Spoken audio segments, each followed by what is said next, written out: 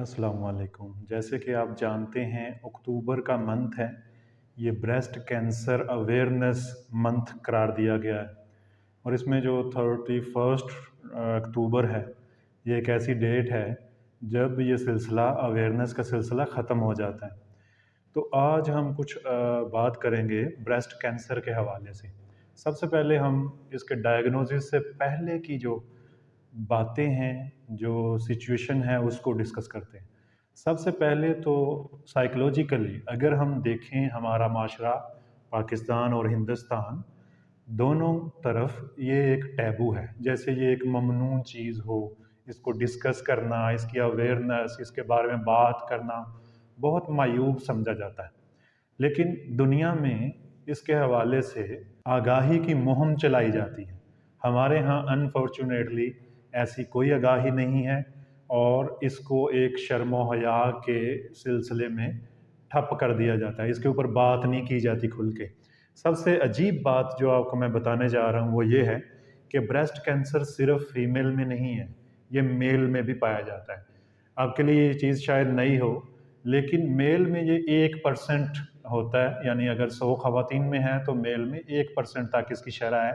America में इसकी शरह ज़्यादा देखने को मिली है। 1973 से लेकर 1998 तक मर्दों में ब्रेस्ट कैंसर की शरह बहुत बढ़ी है और इसका साइकोलॉजिकल इम्पैक्ट खवातीन की निस्बत मर्दों में ज़्यादा देखने को मिला है।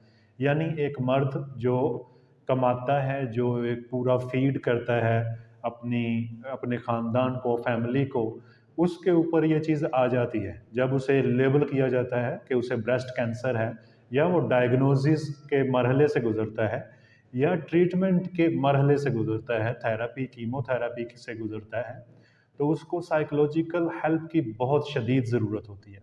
चूँकि ख़वातीन को भी ये ज़रूरत होती है, ख़वातीन को भी माशरे में जब ये डायग्नोज़ किया जाता है या इवन डायग्नोसिस से पहले इसके बारे में कुछ सिम्पटम्स के हवाले से अवेयरनेस दी जाती है, तो इसको एक टैबू समझा जाता है, जैसे ये ममनू चीज़ है। इसका डायग्नोसिस कैसे होगा, इसके जो साइन एंड सिम्पटम्स क्या हैं, उसके बारे में आगाही बहुत ज़रूरी है। थ्रू आउट डायग्नोसिस, ट्रीटमेंट और ये पूरा सिनेरियो साइकोलॉजिकल इंटरवेंशंस बहुत ज़रूरी होती है। ये किसी भी जिस्मानी मसले को ख़त्म करने के लिए जो इमोशनल डिस्टर्बेंस होती है वो ज़्यादा वक्त लेती है, और इमोशनल डिस्टर्बेंस जो है वो ज़्यादा उसका इम्पैक्ट होता है जिस्मानी मसाइल के निस्बत। आप ज़रा इस बात पे गौर कीजिए कि बच्चियां जो हैं उनको अगर इसकी अवेयरनेस ना दी जाए तो वो अचानक से डायग्नोज हो जाएंगी। जब वो अचानक से डायग्नोज हो जाएंगी, ब्रेस्ट कैंसर किसी को भी, मर्दों को भी हो सकता है, अचानक से ये जब डायग्नोज हो जाता है तो इसके बाद फिर डिप्रेशन, एंग्जाइटी, लोनलीनेस फील होता है, और इसको ओवरकम करने के लिए साइकोलॉजिकल इंटरवेंशंस और काउंसलिंग की ज़रूरत होती है। माशरे में, हमारे माशरे में तो ये बिल्कुल नापैद है, जबकि मगरबी माशरे में इसके बाकायदा ट्रीटमेंट प्लान है, स्ट्रेटजीज़ हैं जिसको पूरी तरह से अमल में लाया जाता है। अनफॉर्चुनेटली हमारे यहाँ इसके बारे में ज़्यादा अवेयरनेस नहीं है, बल्कि इसको एक ममनू चीज़ करार दिया जाता है। I am sure about that कि मर्दों में ब्रेस्ट कैंसर का शायद ही किसी को अंदाज़ा हो। अभी जो लेटेस्ट रिसर्च है इस पे, अमेरिकन, उसमें ये बताया गया है कि 1973 से 1998 के जो डेकेड में इसकी शरह में खातिर खा इजाफा आया है, और अनफॉर्चुनेटली ख़वातीन की निस्बत मर्दों में स्ट्रेस इसको लिए ज़्यादा है। उनकी मस्कुलिनिटी, उनकी मर्दानगी हर्ट होती है। जब मर्दानगी हर्ट होती है, चूँकि इसका एक ट्रीटमेंट और डायग्नोसिस एक लंबा अरसा चलता है, तो इस लंबे अरसे के दौरान कमाना, खिलाना और जॉब की टेंशन और दीगर मामलात, उस पे जो खर्च आता है, उसको देखने के लिए मर्द जो है वो ज़्यादा डिप्रेशन का शिकार होता है। औरतों में अगर देखा जाए तो उनको ब्रेकअप का डर होता है, उनको सोसाइटी में तनहा कर दिया जाता है, बजाय ये कि उनका सहारा बना जाए, बल्कि उन पे कमेंट्स पास किए जाते हैं। और इसकी जो मोर्टेलिटी है, शरह मौत है, वो भी बहुत ज़्यादा है। 52% मर्दों में है।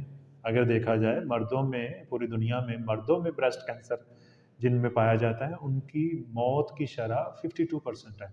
خواتین کی اس سے 100% زیادہ ہے، اگر اس کو 100% میں کنورٹ کیا جائے تو زیادہ ہے، چونکہ اس کا ایک پراپر ٹریٹمنٹ بھی ہے، لیکن بر وقت اس کی تشخیص ہو جائے اور اس پہ پورا ایک پلان مرتب کر دیا جائے، اور اس میں سائیکولوجی کا بڑا رول ہے، بڑا اہم رول ہے، امپیکٹ ہے، خاص کر ہمارے معاشرے میں اس کی اویئرنیس ہی نہیں ہوتی، پھر آگے سائیکو تھراپی یا اس کی کاؤنسلنگ یا اس کا جو ٹریٹمنٹ پلان ہے کیمو تھراپی، وہاں تک تو پہنچتے ہی بہت کم لوگ ہیں، اور جو پہنچتے ہیں ان میں بھی ریلیپس کے چانسز زیادہ ہوتے ہیں، کینسریس سیلز رہ جاتے ہیں جسم کے اندر، باڈی کے اندر، اور پھر دوبارہ سے کینسر ہونے کے چانسز بھی زیادہ ہوتے ہیں۔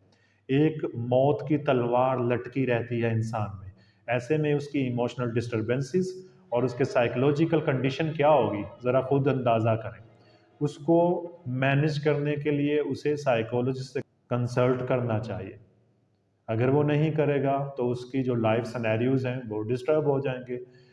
آپ کو ایک اور لیٹسٹ ریسرچ کے بارے میں بتاتا چلوں۔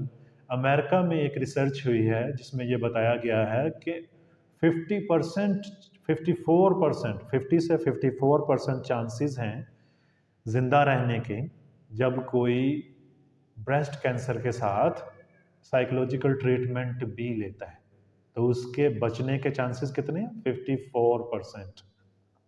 اور جو ایسی ہیلپ نہیں لیتے ان کے ظاہر ہے یہ چانسز، شرح موات بڑھ جاتی ہے، موت کے چانسز زیادہ ہو جاتے ہیں۔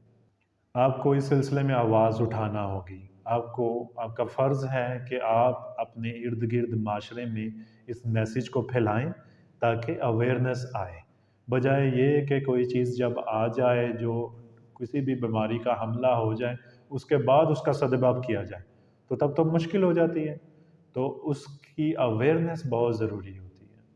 دیٹس اٹ، اللہ حافظ۔